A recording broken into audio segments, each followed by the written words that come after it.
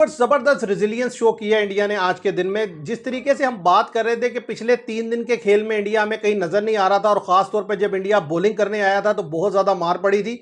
आज भी सुबह मॉर्निंग में स्टार्ट तो कुछ ऐसा ही हुआ। बेन स्टोक्स ने आकर मार मार कर इंडियन बॉलर्स का बुरकस निकाल दिया। उस वक्त ऐसा लग रहा था कि इंडिया की पूरी बॉडी लैंग्वेज पूरी टीम की डाउन चल रही थी। लेकिन फिर जब इंडिया बैटिंग करने के लिए आया तो अर्ली ऑन आकर जिस तरीके से 2 विकेट गिरे तो ऐसा लग रहा था कि इंडिया की पूरी टीम जो है वो आज के दिन में सिमट जाएगी और मैच का फैसला आज ही हो जाएगा, और इंडिया के हाथ से ये मुकम्मल तौर पर सीरीज निकल चुकी है। और इस चीज को, इस टेस्ट को अगर कोई चीज बचा सकती है तो वो कोई मुआवजा ही बचा सकता है, और वो ये है कि कोई बारिश हो जाए और इंडिया को आज के दिन खेलना ना पड़े। ऐसी सूरत हाल थी और इस किस्म की डिस्कशन जारी रही आज पूरे दिन में। लेकिन तारीफ करनी होगी शुभमन गिल की, केएल राहुल की। क्या कूल एंड काम एंड कंपोज इनिंग्स खेली दोनों ने। और आप देखें जब मैच एंड हुआ आज तो 174 पर भी 2 ही डाउन थे इंडिया के, और ये इंडिया की बहुत बड़ी अचीवमेंट है। अगर आप देखें तो जो पहला ओवर था जब इंडिया बैटिंग करने आया उसमें दोनों जो यशस्वी जायसवाल और साई सुदर्शन आउट होकर पवेलियन चले गए। अब इतना बड़ा दिन बाकी था, 62 ओवर्स इन दोनों लड़कों ने मिलकर खेलने हैं, केएल राहुल ने और उनके साथ शुभमन गिल ने। तो ये क्रेडिट जाता है इन दोनों को कि इन्होंने जबरदस्त और किसी किस्म का कोई चांस नहीं लिया, बड़े इत्मीनान के साथ खेले। इंग्लैंड के लिए सेटबैक, जो कि मैंने कल भी आपको पॉइंट आउट किया था कि वो सेटबैक इंग्लैंड को होगा, वो ये था कि अगर बेन स्टोक्स बॉलिंग करने नहीं आते तो ये बहुत बड़ा सेटबैक होगा इंग्लैंड के लिए। उसकी वजह यह है कि अगर आप जितने भी टेस्ट मैचेस हुए हैं अभी तक, इसको अगर आप उठाकर देख लें तो जहां जहां इंग्लैंड की बॉलिंग गिरी हुई है, उनकी बॉडी लैंग्वेज गिरी है, उसको उठाया बेन स्टोक्स ने आगे है। आज बेन स्टोक्स ओवर करने नहीं आए, 63 ओवर्स हो गए, तो वाजे तौर पर 2 विकेट लेने के बाद कोई ऐसा बॉलर नजर ही नहीं आया जो विकेट ले सके। आप देखें कि शुभमन गिल 78 पर नॉट आउट है इस वक्त। 167 बॉल्स खेल चुके हैं। जो असल कमाल है वो क्या है, 167 बॉल्स खेल चुके हैं। राहुल की अगर बात कीजिए तो राहुल 87 रन बनाकर नॉट आउट है, 210 बॉल्स खेल चुके हैं, और ये दोनों लड़के कंबाइंड जो हैं 378 बॉल्स खेल चुके हैं। तो इससे आप अंदाजा लगाएं 62 ओवर्स हो गए हैं इन दोनों लड़कों को क्रीज पर मौजूद हुए, और वाजे तौर पर अब ये टेस्ट को खींच कर लेकर जा रहे हैं ड्रॉ की तरफ। और कल का दिन जो है वो बड़ा इंपॉर्टेंट है इस लिहाज से कि ये देखना है कि क्या कल के दिन में बेन स्टोक्स बॉल करेंगे या नहीं करेंगे। और मॉर्निंग सेशन में जब इंडिया बैटिंग करने आएगा तो क्या ओवरकास्ट कंडीशन होगी इंडिया के लिए। मैं समझता हूं 2 इंपॉर्टेंट फेजेज है मैच के जो अब बाकी रह गए हैं। अगर इंडिया ने वो फेज क्रॉस कर लिए तो डेफिनेटली ये मैच ड्रॉ की तरफ जाएगा और इंडिया का कॉन्फिडेंस जो है वो स्काई हाई होगा, और फिर ओवल में दमादम मस्त कलंदर होगा। उसकी वजह सिंपल मैं आपके सामने रख देता हूं कि अभी देखें जहां मैच है इसमें 137 रन इंडिया बिहाइंड चल रहा है। तो जाहिर है कल आकर अगर इंडिया जो मॉर्निंग सेशन है उसमें बेहतर खेलता है तो मैं समझता हूं 90-100 रन बना लेगा।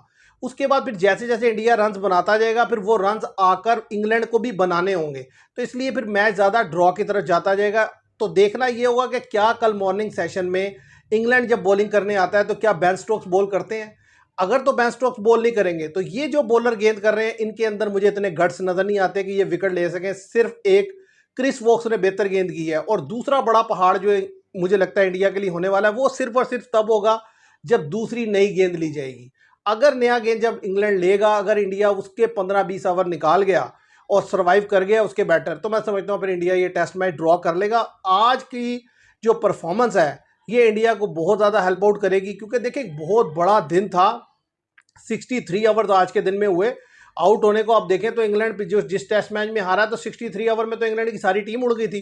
तो इतनी बड़े ज़्यादा ओवर थे और बड़े आराम से इंडिया ने इसको खेल लिया। अब कल के दिन में ज़्यादा से ज़्यादा 85-90 ओवर्स होंगे, तो उसके लिए सबसे ज़रूरी चीज़ ये है कि अगर इंडिया पहले सेशन में विकेट थ्रो नहीं करता, एक आधी विकेट उसकी जाती है, तो ज़रा उसके बाद पहले सेशन के एंड होने तक वो नया गेंद लेंगे। 15 ओवर पीछे चल रहे हैं तो पहले सेशन में ही नया गेंद आ जाएगा।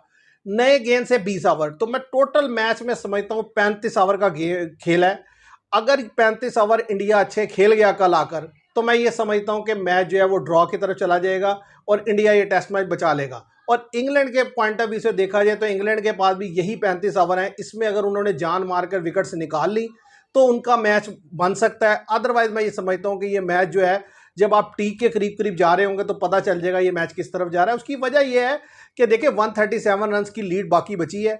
इंडिया ज़ाहिर है कोशिश करेगा कि वो थोड़ा थोड़ा रन बनाता चला जाए, और जब पहला सेशन खत्म हो तो बहुत थोड़ी लीड रह जाए, तो डेफिनेटली जब इंडिया दूसरे सेशन को एंड करेगा तो वो कुछ ना कुछ लीड ले चुका होगा। तो तीसरे सेशन में फिर इंडिया जैसे ही खेलने के लिए आएगा तो जैसे जैसे वो रन्स बनाता जाएगा उधर से ओवर कम होते चले जाएंगे, तो वादे तौर पर ये टेस्ट ड्रॉ की तरफ चला जाएगा। तो असल चीज़ है कीप योर फिंगर क्रॉस, किसी तरफ भी मैच जा सकता है, ड्रॉ भी हो सकता है, इंग्लैंड भी जीत सकता है। ज़ाहिर है इंग्लैंड के हारने के चांसेस तो नामुमकिन है, लेकिन इंडिया ने आज बेहतरीन परफॉर्मेंस करके ये दिखा दिया है कि भाई इंडिया इस पोजीशन में है कि वो इस टेस्ट मैच को ड्रा कर सकता है। और अगर इंडिया इस टेस्ट मैच को ड्रा करता है तो मैं समझता हूँ इंडिया फिर ये सीरीज़ भी ड्रा कर सकता है, क्योंकि मैं कल बिल्कुल भी एक्सपेक्ट नहीं कर रहा था कि इंडिया इस क्लास की बैटिंग करेगा। और ख़ास तौर पर जिस तरीके से शुभमन गिल ने ज़ाहिर अपनी कैप्टनसी में बहुत ज़्यादा अंडर प्रेशर थे पिछले 3-4 इनिंग्सों से, उन्होंने आकर जैसे खेला है। और केएल राहुल तो सबलाइम फॉर्म में, आप देखें कि वो जितना क्रीज पर कंफर्टेबल दिखाई देते हैं, इंडिया के जितने लड़कों ने रन्स किया, लेकिन सबसे ज़्यादा जो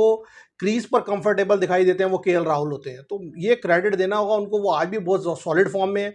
मैं ये चाहता हूँ कि वो बड़ा लंबा खेले, मतलब 180 200 तक जाए, ताकि वो मैच को सेव कर सके, और ताकि फिर ओवल में जो मैच होगा वो फिर बड़ा ज़बरदस्त होगा।